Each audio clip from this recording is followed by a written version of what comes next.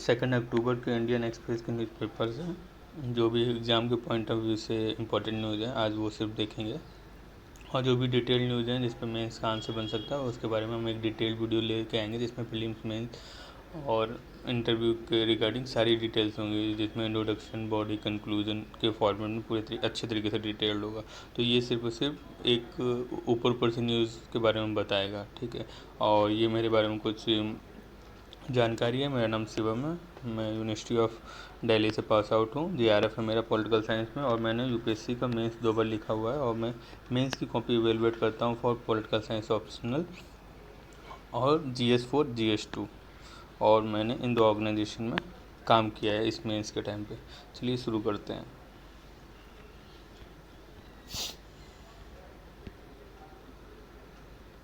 हाँ देखो, ये जो 5G की न्यूज़ है ये बहुत इंपॉर्टेंट है, लेकिन इसके बारे में पूरा मेंस का क्वेश्चन बन सकता है, तो वो मैं एक अलग डिटेल में पूरा का बता दूंगा।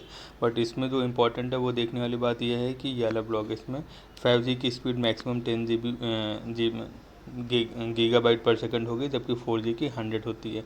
जो लेटेंसी होगी 5G की वो सिर्फ 1 मिली सेकेंड होगी, जबकि 4G की 10 से 100 मिली सेकेंड होती है। और ये लेटेंसी क्या होती है? लेटेंसी ये होती है कि जैसे हमने कोई यहाँ से मैसेज भेजा, वो अभी दूसरे एंड पे कितनी देर में पहुँचेगा, तो उसमें लगने वाला समय जो होता है, जो टाइम होता है, वही लेटेंसी होता है। फिर इसमें कुछ पॉइंट्स हैं जो से कुछ ये पॉइंट्स नहीं, ये वर्ड्स हैं, स्टेटमेंट्स हैं जिनको हम मेंस के आंसर में वैल्यू एनरिचमेंट के लिए यूज़ कर सकते हैं। और अभी सिर्फ और सिर्फ 3 ही कंपनियां हैं टेलीकॉम सेक्टर में इंडिया में अच्छी, जो 5G पे काम कर रही हैं। अभी ये पूरे भारत में नहीं लागू हुआ है, सिर्फ और सिर्फ 200 सिटीज़ में लागू हुआ है। तो यही एक इतना ही इम्पोर्टेंट मतलब एक न्यूज़ है। बाकी डिटेल में मेंस के लिए पूरा आंसर्स मिल जाएगा। उसके बाद में ये एक जो अभी रशिया ने एनेक्सेशन किया है यूक्रेन के 4 पार्टों में, जहाँ पे रेफरेंडम कराया, उसको अपना टेरिटरी बनाया, उसके खिलाफ यूएनएससी में एक रेजोल्यूशन लाया गया। रेजोल्यूशन में ब्राज़ील, चाइना और इंडिया, इन तीनों ने रिफ्रेन किया है, एब्सटेन किया है वोटिंग करने से।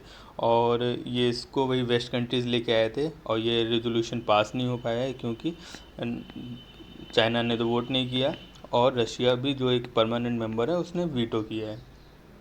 तो एक कंट्री जो परमानेंट मेंबर है वो वीटो कर सकती है, और वीटो करने के बाद वो रेजोल्यूशन नहीं पास हो सकता है। तो इंडिया ने भी रेजोल्यूशन किया। ये इंडिया का जो हमेशा से स्टैंड रहा है यूएन में, वही रहा है कि इंडिया जो है डिप्लोमेसी के थ्रू बातचीत को से मतलब डिप्लोमेसी, डेमोक्रेसी एंड डायलॉग, इसके माध्यम से कोई भी विवाद होता है उसको सुलझाने की बात करता है। तो बस यही एक न्यूज़ है इसमें।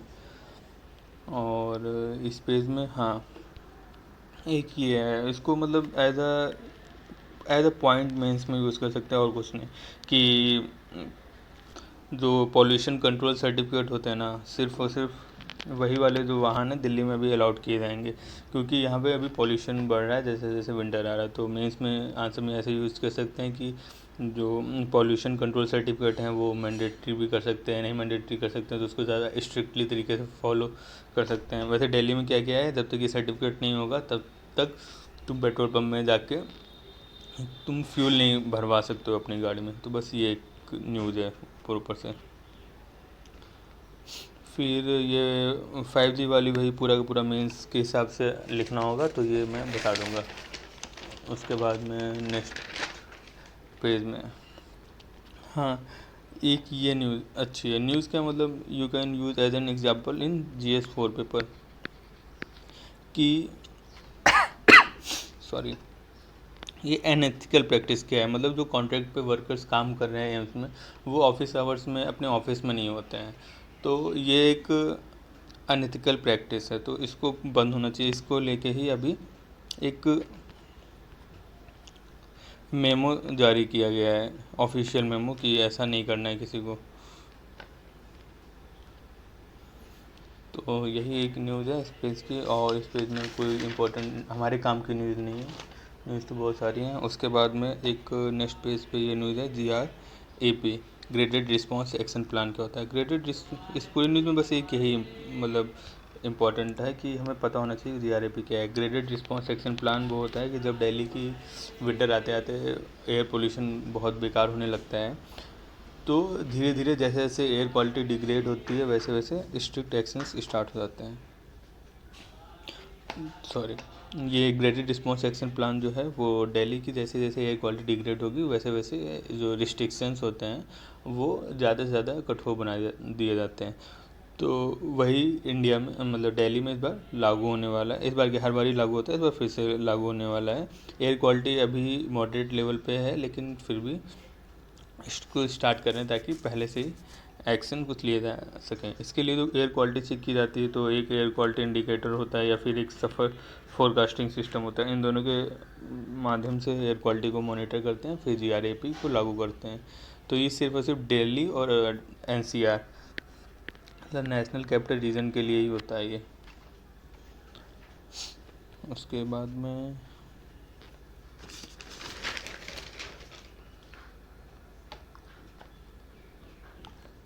इस पेज में कोई न्यूज़ नहीं इम्पोर्टेंट। एनसीपी 7वें पे भी नहीं है, पेज नंबर 8वें पे है।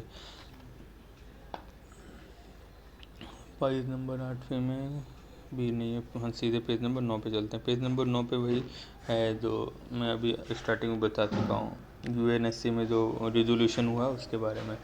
तो जो मैं बोला था कि dialogue is the only way to setting difference, answer to settling dispute and differences, यही एक पॉइंट है जिसको मैं इसमें यूज़ कर सकते हैं। उसके बाद में एक बार ये और अच्छे से लिखना है तो मेंस के पेपर में, जैसे GS2 में, तो जो इंडिया के परमानेंट रिप्रेजेंटेटिव हैं यूएन में, उनका ये कोड भी यूज कर सकते हैं। उसके बाद में एक ये न्यूज़ है कि महाराष्ट्र गवर्नमेंट ने अभी जो भी सारे गवर्नमेंट ऑफिशियल्स हैं उनको बोला है कि फ़ोन पे हेलो की जगह पे वंदे मातरम बोलना है। तो अपने हिसाब से मतलब आपको देखना है कि ये जो डिसीजन है गवर्नमेंट का सही है कि गलत है। आपका भी हो सकता है। मैं ये सोचता हूँ कि वंदे मातरम की जगह पे जय हिंद होता है, जैसे डिफेंस में मोस्टली बोला जाता है, तो ज़्यादा बेटर होता है, क्योंकि ऐसे शब्दों में किसी तरीके का कोई भी कॉन्फ्लिक्ट नहीं होना चाहिए, क्योंकि एक तरीके से ये डिग्निटी के खिलाफ होता है इन वर्ड के। तो बाकी बस एक यही न्यूज़ है, इसको ऐसे में और GS4 में, GS2 में कहीं पे भी यूज़ कर सकते हैं।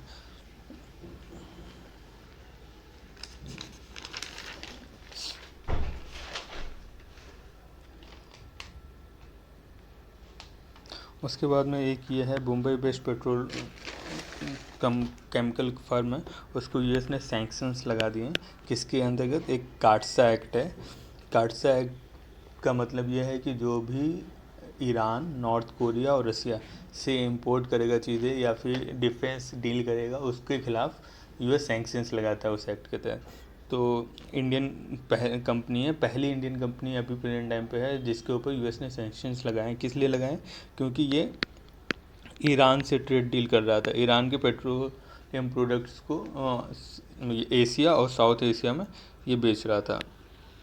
तो इसके बेसिस पे इस पर बैन लगाया गया। सिर्फ और सिर्फ इंडिया के इस कंपनी पर नहीं लगाया गया, चाइना की कुछ कंपनियां हैं और भी कंपनियां हैं जिनके ऊपर ये लगाया गया है। और ये काटसा एक्ट लाया क्यों गया?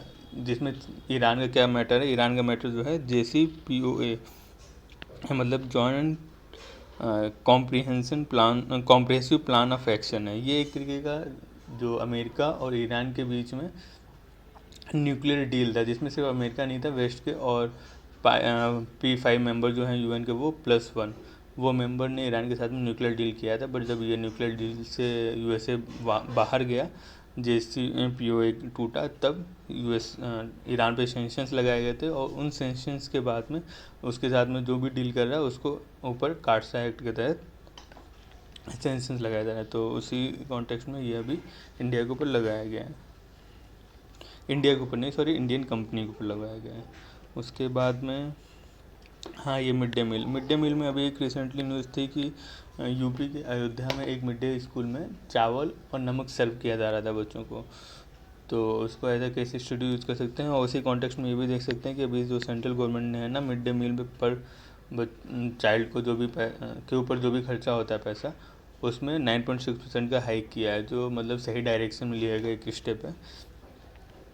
उसके बाद में एक ये है स्वच्छता सर्वेक्षण 2022 अवार्ड। ये हमें देखना है कि ये अवार्ड कौन देता है, तो ministry of urban housing affairs वाली है जो मिनिस्ट्री है, वो ये सर्वेक्षण कराता है। और इसके हिसाब से इंदौर फिर से सबसे ज़्यादा क्लीनियस्ट सिटी बन गया, छठी बार ऐसा हुआ है। उसके बाद में सूरत है, और सूरत के बाद में जो है वो नवी मुंबई है। ठीक है, ये 3 सिटी सबसे ज़्यादा इम्पोर्टेंट है, मतलब देखा जाए स्वच्छता के मामले में ये 3 सिटी सबसे अहम रोल प्ले की है। और यदि स्टेट के मामले में देखा जाए तो बेस्ट स्टेट मध्य प्रदेश रहा है, उसके बाद में छत्तीसगढ़, उसके बाद में महाराष्ट्र। सिर्फ इतना नहीं सफिशियंट है। Ministry of urban and housing affairs स्वच्छता सर्वेक्षण है, ये 7वां एडिशन है। और इंदौर सबसे साफ़ है, फिर सूरत है, फिर नवी मुंबई है, और स्टेट में देखा जाए तो मध्य प्रदेश है, छत्तीसगढ़ है, महाराष्ट्र है। उसके बाद में आज की न्यूज़ बस इतनी है, और तो स्टेज में ज़्यादा कुछ है नहीं। बाकी तो संडे को थोड़ा सा रेस्ट रहता है। बाकी let me check again. World page पे भी कुछ खास न्यूज़ नहीं है हमारे काम की, तो न्यूज़ तो ऐसी बहुत सारी हैं, बट वर्ल्ड हमारे खास काम की नहीं जिसको हम मेंस के पेपर में या प्रीलिम्स में यूज कर सकें। तो थैंक यू गाइस, और सब्सक्राइब माई चैनल। मैं इस चैनल में सिर्फ और सिर्फ जो रिलेवेंट न्यूज़ हैं, इंपॉर्टेंट न्यूज़ है हमारे लिए, सिर्फ उन्हीं को डिस्कस करेंगे। Okay, thank you.